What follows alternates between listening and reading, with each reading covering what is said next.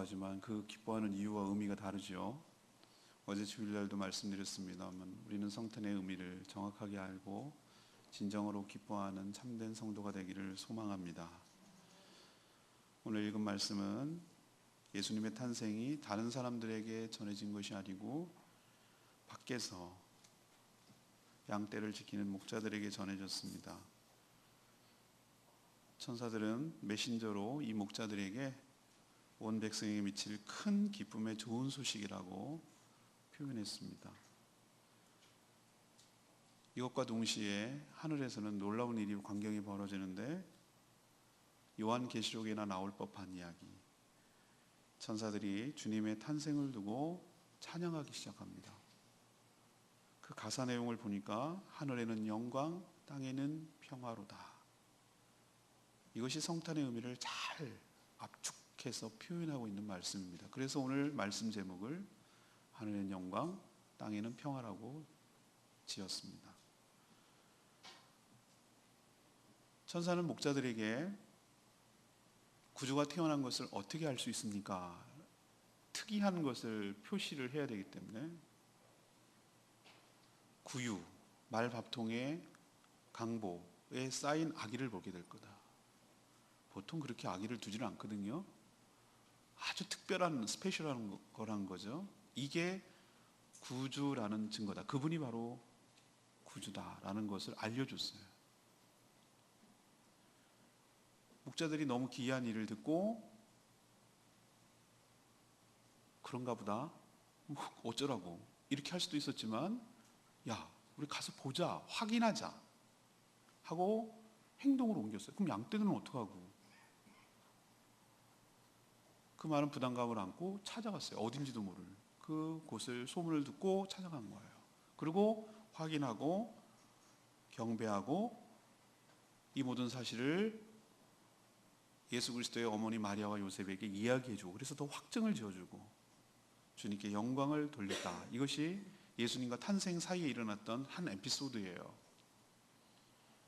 제가 오늘 여러분에게 던질 질문은 이거예요. 오늘 말씀을 끌고 갈 질문, 그것은 예수 그리스도의 탄생 소식은 어떤 소식을 의미합니까? 예수님의 탄생 소식은 우리에게 어떤 의미가 있습니까? 그것을 우리도 분명히 깨닫고 성탄의 의미를 정확하게 알고 진정으로 주님을 경배하며 기뻐하는 복된 성탄 되기를 축복합니다. 첫 번째로 우리가 예수 그리스도의 탄생은 어떤 소식인가? 주님의 탄생은 온 백성에게 미칠 큰 기쁨의 좋은 소식인 줄로 믿습니다. 온 백성에게 미칠 큰 기쁨의 좋은, 형용사가 3개나 붙었죠? 소식이라는 거예요. 메시아의 탄생 같은 이 정말 그렇게 인류가 바라고 기대하고 고대하던 이 소식은 제사장, 레위인 같은 종교인들에게 전해지지 않았어요. 그리고 왕, 방백 같은 정치인들에게도 전해지지 않았어요. 누구에게 전해졌습니까? 이것이 굉장히 시사하는 바가 큽니다. 사시사철 자기가 맡은 양떼를 지키기 위해서 따뜻한 실내에서 자지도 못하고 밖에서 야영을 하면서 밤에도 잠을 못 이루고 혹시나 올 들짐승들로부터 자기 양떼를 지키기 위해서 불철주야 자기 양떼를 돌보는 힘들게 살아가는 목자들에게 전해졌어요. 저는 이게 굉장히 큰 의미가 있다고 생각해요. 수많은 사람들에게 전할 수 있잖아요. 다른 사람 부류도 전할 수 있잖아요. 오히려 더 종교적인 사람들에게 얘기를 해줘야 될 것 같은데 의외예요. 하나님께서 이 얘기를 하는 것도 우리에게 주는 굉장히 의미가, 교훈이 크다고 저는 생각을 해요. 여러분 생각할 때 이 목축업은 어떤 느낌이 듭니까? 굉장히 낭만적입니까? 어머, 목가적입니까? 제가 스위스를 가보니까 어머, 세상에 남들이 불렀던 저 푸른 초원이 그림 같은 집을 짓고 멋있더라고요. 근데 멋있는 것은 사진 찍을 때 멋있는 거고 실제로 사는 것은 그렇지 않은 거예요. 얼마나 고된 일인지 몰라요.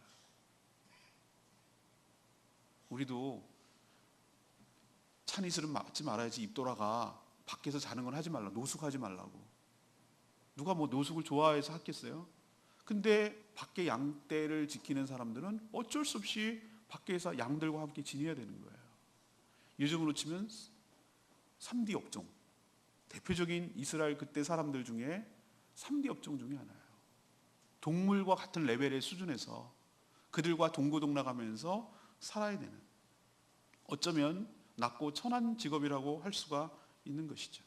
그러나 그것을 천직으로 알고 그 자기가 맡은 그 일에 성실하게, 그리고 최선을 다해서 그 양떼를 지키는 직무에 성실하게, 충실하게 잘 수행하는 그 사람에게 이 놀라운 기쁨의 소식이 가장 먼저 전달된 줄로 믿습니다.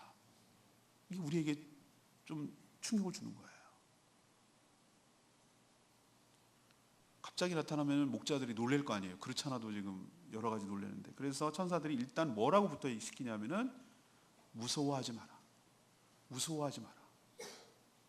우리는 갑작스럽고 자기가 경험하지 못했던 이야기들을 경험하게 되면 일단 공포감부터 느낍니다. 특히 영적인 문제는 더 그렇습니다. 그만큼 우리가 영적으로 둔감하게 살던 시대이기 때문에 이 천사가 목자에게 먼저 안심을 시켜요. 무서워하지 마라. 이거는 너희에게 무서워할 일이 아니고 오히려 거꾸로 이건 너희에게 뿐만 아니라 온 백성에게 미칠, 영향을 미칠 크고 기쁘고 좋은 소식을 너희들에게 전하려고 한다는 것이에요. 그 소식이 무엇입니까? 세상에 어떤 것이 가장 크고 기쁘고 좋은 소식일까요? 그 목자들에게는 크고 기쁘고 좋은 소식이 뭘까요? 와, 양들이 새끼를 많이 낳대. 양들이 한 마리도 다 죽지 않고 그게 다 살아났대. 양값이 올랐대. 이게 크고 기쁘고 좋은 소식이겠죠, 자기들에게는. 근데 천사가 말하는 그게 크고 기쁘고 좋은 소식이 아니에요. 제가 어제도 말씀드렸습니다만 사람들은, 오늘도 영상을 봤죠. 이스라엘 백성들은 뭐가 크고 기쁘고 좋은 소식이냐면은 정치적인 메시아, 왕 같은 메시아가 오셔서 이 로마의 압제로부터 해방시키고 자기네 나라, 이스라엘 나라가 로마처럼 만들어줄 그 왕이 크고 기쁘고 좋은 소식이에요. 근데 제가 어제 말씀드렸죠. 그게 진짜로 크고 기쁘고 좋은 소식이냔 말이에요.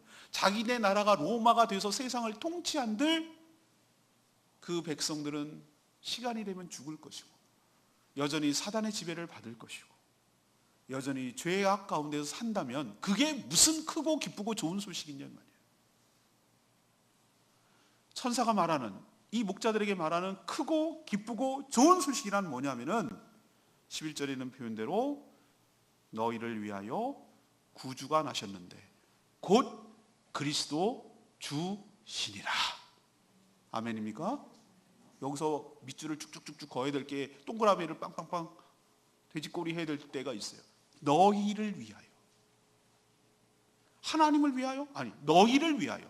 너희들에게 미칠 크고 기쁘고 좋은 소식이야. 그 소식은 너희를 구원할 구주가 나셨다. 여기서 구주는 너희들 죄악 가운데서 건져줄 구세주의 약자예요. 근데 그분이 그리스도예요. 그리스도는 곧 메시아, 세상으로부터 구원할 바로 하나님의 예언자, 그 뜻이에요. 그가 곧 주예요. 주라는 것은 주인을 의미하는 것이에요. 이것이 복음의 핵심인 줄로 믿습니다. 예수가 그리스도고 그분이 메시아고 그분이 구세주고, 이것이 크고 기쁘고 좋은 소식이라는 거예요. 그리고 한 사람에게 미칠 소식이 아니라 온 백성에게 미칠, 영향을 미칠, 이거는 누구에게만 혜택되는 것이 아니라 이 사실을 믿고 받아들이는 모든 사람들에게 미칠 크고 기쁘고 좋은 소식이 바로 너희를 위하여 구주 예수 그리스도께서 태어나셨다는 겁니다. 우리에게 가장 크고 기쁘고 좋은 소식은 사람마다 다 다르겠지만 어떤 사람은 로또 1등에 당첨되는 거, 어떤 사람은 취업이 되는 거, 어떤 사람은 승진이 되는 거, 어떤 분은 신양민 같은 분은 남북통일이 되는 걸 수 있어요. 그러나 그것은 그 사람에게는 크고 기쁘고 좋은 소식이 될지 모르지만 온 백성에게 미칠 크고 기쁘고 좋은 소식은 아니에요. 진짜 크고 기쁘고 좋은, 온 백성에 미칠 것은 우리를 죄악 가운데서 3종 세트라고 말씀드렸어요. 죄와 그 죄의 결과인 사망과 그동안에 살아가는 모든 사단의 권세의 영향 아래부터 우리를 해방시켜 주시고 구원하시기 위하여 이 땅에 아기로 예수 그리스도가 그분이 이 땅에 친히 오셨다는 소식이 가장 크고 기쁘고 좋은 소식이 될 줄로 믿습니다. 근데 이 소식을 누구에게 전해줬습니까? 아까 말씀드렸죠. 목자에게. 목자가 어떤 사람이라고 그랬죠? 춥고 외롭고 천하고 낮고, 그래서 그 크고 기쁘고 좋은 소식이 더 절실하게 필요한 사람, 그런 사람, 정말 어디 하나 나는 의지할 곳이 없는 사람, 어디 하나 기댈 것이 없고 소망이 없이 정말 죽지 못해서 살아가는 사람, 그런 사람에게, 그 구주가 정말로 필요한 사람들에게 이 소식이 가장 먼저 전해진 줄로 믿습니다. 배에 기름이 끼고 먹을 것이 넉넉하고 천국은 있으면 좋지만 없어도 뭐 나쁠 것이 없는 사람들에게는 전해지지 않아요. 왜? 그에게는 그게 크고 기쁘고 좋은 소식이 될 수가 없기 때문에 그냥 쏘쏘 이 정도예요. 그렇지 뭐, 오면 좋지 뭐, 이 정도인 사람에게 그것이 그렇게 절실하겠어요? 세상의 권력을 잡고 돈을 의지하고 살고 소위 상류층이라고 생각하면서 누리고 사는 사람들에게 이게 무슨 크고 기쁘고 좋은 소식이에요? 목자처럼 정말 하루하루를 살아가는 삶이 먹고 힘들고 외롭고 지치고 죽지 못해서 살아가는, 어쩌면 밖에서 찬이슬 맞아가면서 동물의 레벨 수준에서 살아가는 그 사람들에게 이 소식이 전해졌다면, 지금도 이 성탄의 기쁨 소식은, 크고 기쁘고 좋은 소식은 영적으로 교만하고 부유하고 자기를 의지하고 돈을 의지하고 살아가는 사람들에게 전해지는 것이 아니고, 그것과 상관없이 마음이 가난해서 주님 없이는 살 수 없는, 주님을 의지하지 않고는 살 수 없는 그런 가난한 자들에게 이 소식이 전해지게 될 줄로 믿습니다. 아무것도 기댈 것이 없고 죄와 사망에서 눌려서 신음하는 자들에게, 그런 자들에게 이 구주의 탄생은 천사들이 말한 것처럼 크고 기쁘고 좋은 그런 소식이 될 줄로 믿습니다. 오늘 첫 번째 교훈은 이겁니다. 주님의 탄생은 어떤 소식입니까? 주님이 탄생했다는 소식은 우리에게 어떤 의미가 있습니까? 그것은 바로 온 백성, 여러분 포함해서 여러 백성에게 그 영향을 미치게 될 크고 기쁨의 좋은 소식이 바로 예수님이 태어나셨다는 소식입니다. 두 번째, 오늘 질문을 잘 기억하시고 계속 이 말씀을 들으십시오.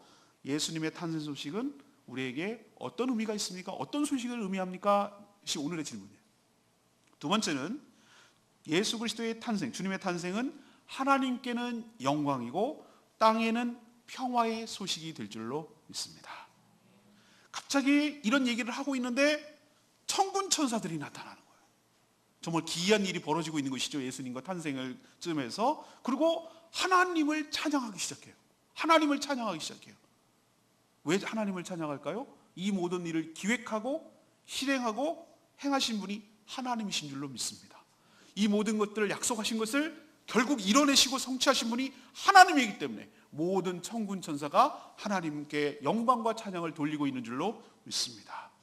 이 목자들에게 전해지는 이 기쁘고 놀라운 소식은 너무나 엄청난 소식이고, 이것은 정말 하늘이 들썩들썩거릴 정도로 천군 천사가 가만히 있을 수 없을 정도로 너무나 놀랍고 기쁘고 영광스러운 소식이기 때문에 이 찬양의 제목이 되어서 하나님께 영광을 돌리고 있는 것이죠. 그 천사들이, 천군 천사들이 찬양하는 가사가 중요해요. 뭐라고 얘기합니까? 지극히 높은 곳에서는, 이 하늘이죠. 우리가 말하는 블루스카이 개념이 아니라 여기서 이 하늘의 개념은 하나님의 세계, 영의 세계, 하나님이 거하시는 하나님의 차원의 세계를 의미하는 거예요. 이게 바로 지극히 높은 곳이라고 표현한 거예요. 인간의 언어로 써야 되기 때문에. 거기 하나님께는 무엇이요? 영광이요. 땅은 뭘 말합니까? 우리 인간들이 살아가고 있는 이 세계, 우리 인간의 세계, 이 세계에서는 하나님이 기뻐하시는 사람들 중에 뭐라도 평화로다. 하나님께는 영광, 이 땅에는 평화. 저는 이 구절이 성탄절의 의미를 가장 함축적으로 표현하고 있는, 아주 잘 표현하고 있는 구절이라고 저는 생각을 해요. 하나님이 기뻐하시는 사람들이란 누구를 말합니까? 하나님이 기뻐하시는 누구를 어떤 사람을 기뻐하십니까? 하나님이 만세전에 택하여, 뭘 택하고? 구원하시기 위하여 택하고 자녀로 삼아주신 사람들, 그 사람들이 바로 하나님이 기뻐하시는 사람인 줄로 믿습니다. 그 사람들이 어떤 사람이었습니까? 왜 그들에게 평화가 됩니까? 평화가 깨졌거든요. 왜 평화가 깨졌습니까? 하나님께 죄로 지었어. 죄악 때문에 하나님과 사이를 갈라놓았고 그 관계가 깨졌어. 하나님과 늘 부러워할 수밖에 없는 사람들, 그 죄로 인해서 하나님과 소외되고 하나님과의 관계가 떨어져서 하나님을 두려움의 존재로 그렇게 생각하고 살아가는 사람들, 평화를 잃어버린 사람들에게 예수 그리스도는 진정한 평화일 줄로 믿습니다. 그들에게는 평화가 없었거든요. 그러나 이 예수 그리스도께서 오셔서 십자가의 보혈을 흘리심으로 그 죄의 대가를 치름으로 인하여 그 사실을 믿음으로 받아들이고 그를 영접하는 자에게는 깨졌던 하나님과의 관계가 다시 화해되고 하나님과의 잃어버렸던 불화가 다시 회복이 되어서 하나님과의 관계가 평화로운 관계, 평화로운 상태가 될 줄로 믿습니다.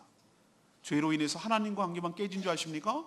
죄로 인해서 나타나는 현상 중에 무엇입니까? 인간관계도 깨지는 거예요.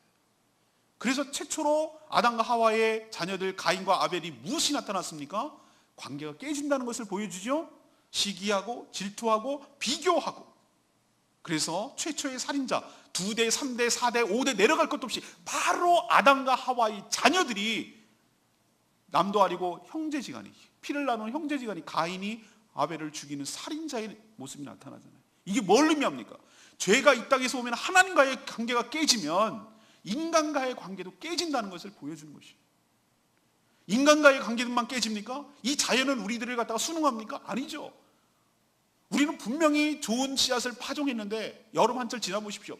매지 않으면 수풀이 우거져가지고 이게 풀밭인지 뭐 고추밭인지 알 수가 없어요. 저도 농사를 져봐서 조금 텃밭을 해봐서 알아요.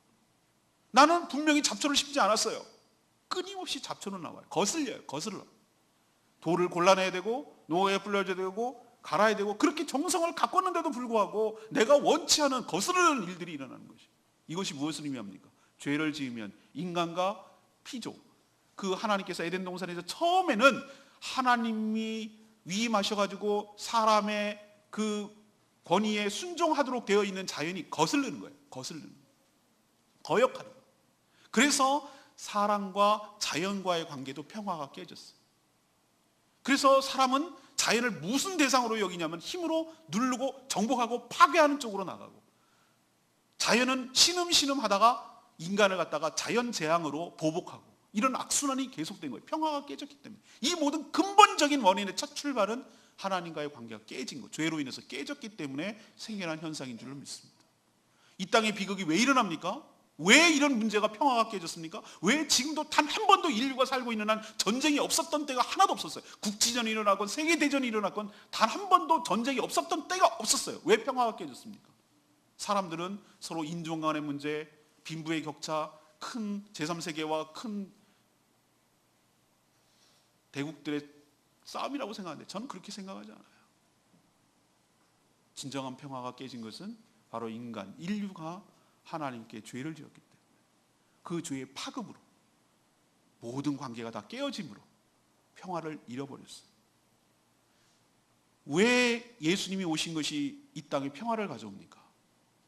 그분이 모든 죄를 대속으로 물로 죽고 가장 그 평화를 깨버렸던 그 죄의 문제를 해결해 주심으로 인해서 잃어버렸던 하나님과의 관계를 다시 복원하고 다시 회복함으로 인하여 이 땅에 다시 평화가 찾아올 수 있게 만들어줬기 때문에 예수님의 탄생이 우리 하나님의 기뻐하시는 사람들 중에 평화라고 말하는 줄로 압니다. 그럼 왜 하나님께 영광입니까? 이런 모든 갈등과 이런 모든 반목과 이런 모든 전쟁과 이런 모든 싸움으로부터 다 한 방에 한꺼번에 예수 그리스도를 통해서 해결되었으니까 그분께 너무 감사한 나머지 하나님께 찬양과 감사와 영광을 돌리기 때문에, 돌릴 수밖에 없기 때문에 이 예수님의 탄생은 하늘에는 영광이 될 줄로 믿습니다. 우리는 영광이라고 말할 때 뭐가 영광입니까? 우리는 하나님께 영광 돌린다고 말합니다. 제가 우스갯소리로 그랬죠? 요즘은 연예인들도 예수 믿는 사람들이 참 많아가지고 요즘 미스 코리아를 중계를 안 하잖아요. 옛날엔 중계를 했는데 뭐 미모를 갖다고 자꾸 뭐를 그걸 상품화한다 뭐 어쩌고저쩌고 그래도 안 해요. 근데 케이블 TV는 하거든요. 그 보면은 미스 진 이렇게 되면 뭐라고 합니까? 나와서 막 울먹울먹하고 이제 이렇게 막 마스카라 지워주면서 하는 말이 이 모든 영광은 하나님께 이렇게 하잖아요, 그죠? 그렇게 하고 또 연예인들이 연예대상 누구 그러면은 그때만 하는 건가?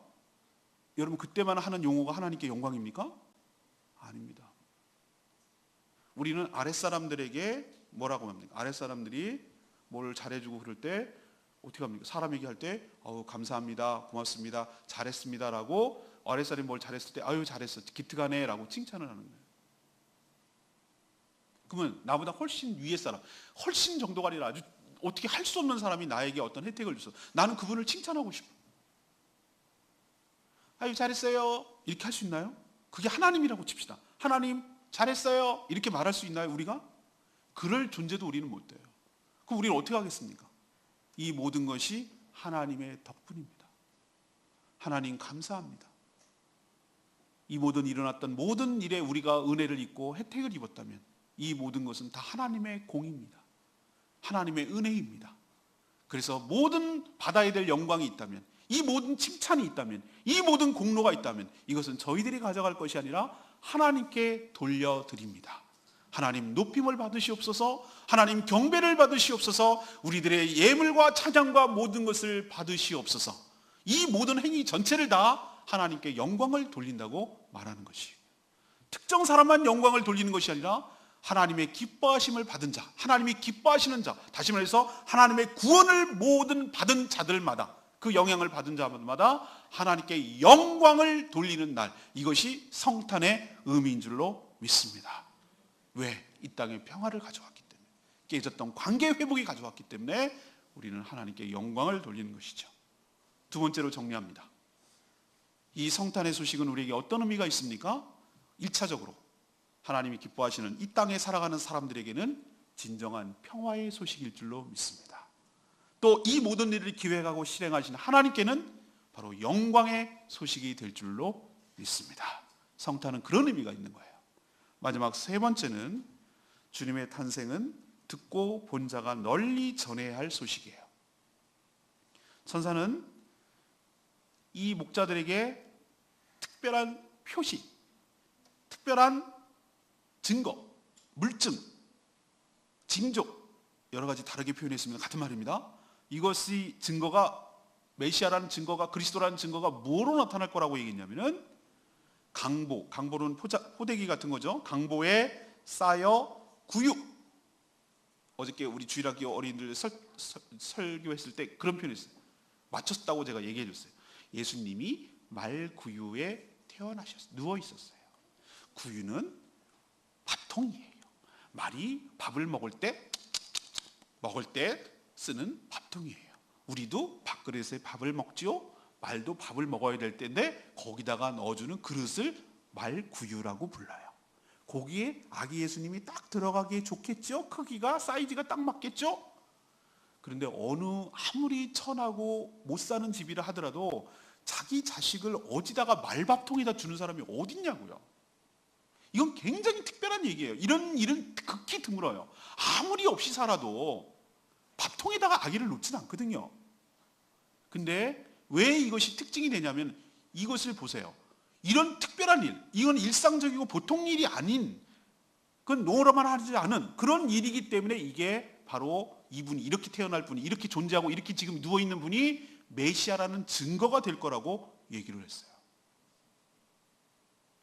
예수님은 그 2000년 전에 마구간에 태어난 그 예수가 바로 우리의 메시아신 줄로 믿습니다. 천사가 그렇게 증거를 했거든요. 여러 가지 증거가 많지만 그 얘기를 또 했거든요. 근데 목자들의 반응이 중요해요. 목자들이 어떻게 했습니까? 빨리 가서 천사들이 전해준 것을 확인했다고 그랬어요. 여러분은 어떻게 반응을 보이십니까? 이런 소식을 들었을 때 어떻게 합니까? 알았고요, 됐고요. 얘네들은 어떻게, 양떼들은 어떻게 하고요? 그 우리가 가야 될 이유가 뭔데요? 알았다고요. 이러고 말지 않을까요? 거기가 어딘 줄 알고 우리가 양떼는 어떻게 하고 이렇게 하지 않을까요? 근데 이 천사들이 전해준 소식을 받아들인 거예요. 수용한 거예요. 이들의 반응을 보면 알아요. 지금도 이 좋은 소식이 왔어요. 정말 여러분에게 하늘의 영광, 땅에는 평화로운 소식이 왔어요 라고 우리도 전하고 있어요. 근데 반응은 각각 달라요. 이런 목자들 같은 반응을 하지 않기 때문에 이들은 눈으로 확인하고 체험하지 못하고 구주를 영접하지 못하고 만나지 못하고 구원의 은총을 경험하지 못하는 것이에요. 그러나 여러분들은 여기에 반응을 했어요. 정말 그런가? 이게 진짠가? 라고 처음에는 의심의 눈초리를 했지만, 호기심으로 시작을 했지만, 정말로 그 현장에 가서, 베들레헴에 가서 보니 정말로 마리아와 요셉 그리고 그 위에 누인 아기를 자기 눈으로 체험하고 보게 되었어요. 그리고 목자들은 어떻게 얘기합니까? 자기가 들판에서 경험했던 이 모든 이야기, 천사들에게 들었던 이야기를 또 요셉과 마리아에게 얘기를 해줍니다. 사랑하는 여러분, 우리가 왜 교회 공동체가 필요하고 우리가 왜 간증이 필요합니까? 간증은 자기 혼자만 간증하실 때는 효과가 하나밖에 없다면, 그 간증을 다른 사람과 나누게 될 때 이 간증은 증폭이 됩니다. 자기 혼자만 갖는 것이 아니라 그 간증이 듣고 있는 사람들에게도 전달돼서 듣고 있는 사람들에게도 믿음의 확증이 되고 더 은혜가 되는 그런 놀라운 시너지 효과가 일어나게 될 줄로 믿습니다. 요셉과 마리아도 이미 들었습니다. 천사를 통해서. 그러나 목자들을 통해서 또 한 번 확인하고, 목자들은 현장을 목격하고 그 위에 누인 아기를 보면서 그 천사가 전해준 것이 확실하다는 것을 알게 되고, 이것을 또 한 번 이들에게 전달함으로 인해서 이 아기를 키워내야 될, 아기 예수를 키워내야 될 마리아와 요셉에게 또 한 번의 확증을 줌으로써 이들에게 믿음을 증폭시키고 증가시키고 확증을 져주는, 확인하게 하는, 믿음을 더욱더 분명하게 하는 그런 놀라운 효과가 있는 줄로 압니다. 이 소식을 들었습니다. 그러나 주변에 있는 사람 많이 들었습니다. 그러나 모두 놀랍게 다 받아들이는 것은 아니고 놀랍게 여기는 것으로 끝난 사람도 있습니다. 그렇지만 누구는 유독 이 말을 마음속에 새겼냐면은 예수 그리스도의 어머니 마리아는 이 모든 말을 마음에 새기고 있었다는 뜻입니다. 이게 중요합니다. 우리가 성탄 설교 한두 번 듣습니까? 저도 곤욕스럽습니다. 성탄절은 매번 다가오는데, 성탄절은 빤한데 내년에 또 뭐 할까? 이렇게 생각될 때가 있습니다. 그런데 여러분, 저는 자신감을 얻었습니다. 같은 얘기 또 들어도 또 확인이 되고, 또 들어도 또 확인이 되고. 마리아는 이 얘기를 이미 들었습니다. 천사로부터 자기는 직접 들었습니다. 그런데 오늘 뭐라고 얘기합니까? 이 목자들이 전해준 걸 가지고 또 마음에 새겼다고 그랬습니다. 그렇구나, 맞구나, 이게 사실이구나, 이분이 구세주구나, 우리가 믿는 이 예수 그리스도가 정말 구세주구나, 하나님의 아들이구나, 나를 구원해 주실 그분 맞구나, 우리가 믿고 있는 믿음이 헛되지 않구나, 진짜구나, 이걸 또 한 번 들음으로 확인하고 또 마음에 새기고 또 마음에 담고, 그래서 믿음에 거하는 효과가 있게 될 줄로 믿습니다. 그래서 이 모든 소식을 확인하고 하나님께 영광을 돌렸죠. 저는 이것이 성도가 살아야 될 삶이라고 생각을 해요. 자기 혼자 경험하면 자기 혼자로 끝나면 안 돼요. 이 정말 놀라운 거, 내가 본 그리스도, 그리고 내가 본 사람들, 그리고 인격적으로 예수 그리스도를 만난 사람들, 이런 만난 사람들은 자기만 좋은 소식을 갖고 있어서는 안 돼요. 굉장히 이기적이에요. 그것을 전할 때 자기도 확신에 서게 되고, 그 전하는 듣는 사람들도 확신에 서게 되고, 우리 사랑하는 성도들도 정말 예수 그리스도가 진정으로 여러분에게 구주가 되고 기쁨의 소식이 되고 진정하고 평화를 가져오는 그분이라고 확신이 드시걸랑, 이 소식을 아직도 깨닫지 못하고, 아니 이미 알고 있는 사람이라고 할지라도 또 한 번 이 이야기를 서로 나누고 또 확인하고 또 전함으로 인해서, 보고 들은 것을 전함으로 인해서 우리의 믿음이 더욱더 확증되고, 또 이 소식을, 기쁜 소식을 전하는 전도자의 삶을 살아가는 복된 인생 되기를 축복합니다. 오늘 세 가지 말씀드렸어요. 예수님의 탄생 소식은 어떤 의미가 있습니까? 10절 말씀에 근거해서 주님의 탄생은 온 백성에게 미칠 크고 기쁘고 좋은 소식입니다. 두 번째, 예수님의 탄생은 어떤 의미가 있습니까? 우리들에게는 평화의 소식이고 또 하나님께는 영광 돌아가는 그런 소식인 줄로 믿습니다. 예수님의 탄생은 어떤 의미가 있습니까? 그것을 먼저 듣고 본 사람은 전해야 할 책임이 있는 기쁜 좋은 소식인 줄로 믿습니다. 여러분에게는 예수님의 탄생이 어떤 의미로 소식으로 다가옵니까? 오늘 결론 내리면 이겁니다. 예수님의 탄생은 주님의 은혜가 절실하게 필요한 사람들, 목자들을 기억하십시오. 마음이 부유한 사람에게는 이 소식이 좋은 소식이 아닐 거예요. 그런가 보다 하는 소식일 거예요. 여러분이 마음이 가난해져 있다면, 예수 없이는 살 수 없다면, 주님이 내리시는 은총 없이는 살 수 없다면, 정말 예수님의 탄생은, 예수님이 다시 오신다는 그 소식은 정말 고대하고 기다리고 기쁜 소식이 될 줄로 압니다. 목마른 자에게 물이 절실하듯이 하나님의 은혜가 필요한 자에게 성탄의 소식은 정말로 복음이 될 줄로 믿습니다. 두 번째는 예수님의 소식은 이 땅에는 단 한 번도 진정한 평화가 없었는데 지금도 남북이 대치하고 있고 내부적으로도 정치적으로도 갈등이 여전한 이때, 특히 제주도는 4.3 때문에 갈기갈기 찢겨있는, 내년 70주년이 됐는데도 해결책을 찾을 수 없는 이런 평화라고는 찾을 수 없는 이 땅에 예수님이 해답이고 진정한 평화를 가져오고 그 안에서 통일되고 하나가 될 수 있게 함으로 모든 깨어졌던 관계를 다시 복원시킬 수 있는 유일한 해답이 예수 그리스도신 줄로 믿습니다. 그렇게 될 때, 이 모든 것이 성사가 될 때, 이 모든 공로는, 이 모든 계획은 하나님이 다 하셨기 때문에 하나님께 모든 입이, 피조물들이 하나님께 영광을 돌릴 날이 오게 될 줄로 믿습니다. 마지막은 무엇입니까? 아직도 이 소식을 듣기는 들었는데 전하지 못하고 확인하지 못하고 아기 예수를 만나지 못한 사람들에게 먼저 체험하고 먼저 경험한 사람들이 전해야 될 기쁨의 소식이 바로 이 예수 탄생의 소식이고 성탄의 의미인 줄로 믿습니다. 우리도 성탄의 소식을 분명히 인식하고 이 믿음대로 살아가는 복된 인생 되기를 축복합니다. 오늘 말씀 붙들고 우리 찬송가 부르겠습니다. 123장 부르고